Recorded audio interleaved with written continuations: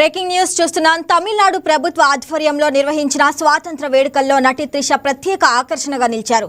స్వాతంత్ర దినోత్సవ వేడుకలకు హాజరైన త్రిష సీఎం విజయ్ తల్లిదండ్రులతో కలిసి మొదటి లైన్లోనే కూర్చొని వేడుకలను తిలకించారు. అక్కడికి వచ్చిన అధికారులను నవ్వుతూ పలకరిస్తూ వారికి అభివాదం చేశారు.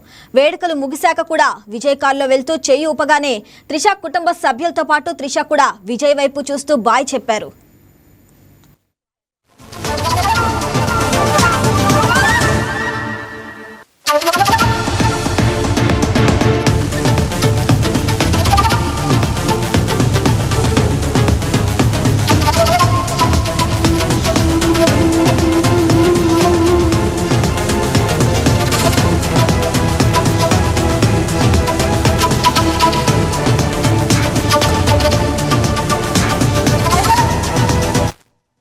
త్రిష తమిళనాడు రాజకీయాల్లోకి రావాలంటూ ఇటీవల కొన్ని పోస్టర్లు దర్శనమిచ్చాయి. డిఎంకే నేత ఉదయనిధి స్టాలిన్ ఆమెను ఉద్దేశిస్తూ చేసిన కామెంట్స్ కూడా వివాదాస్పదమయ్యాయి. మరోవైపు త్రిషను ఎప్పుడు ఉప ముఖ్యమంత్రిని చేస్తారని అన్న డిఎంకే మాజీ మంత్రి ఆర్బి ఉదయ్ కుమార్ చేసిన వ్యాఖ్యలు చర్చనీయాంశమయ్యాయి. ఉదయ్ కుమార్ వ్యాఖ్యలను ఖండిస్తూ మదురై వ్యాప్తంగా త్రిష వెల్ఫేర్ అసోసియేషన్ నిర్వాహకులు అభిమానులు చెన్నైలో పోస్టర్లు అంటించారు.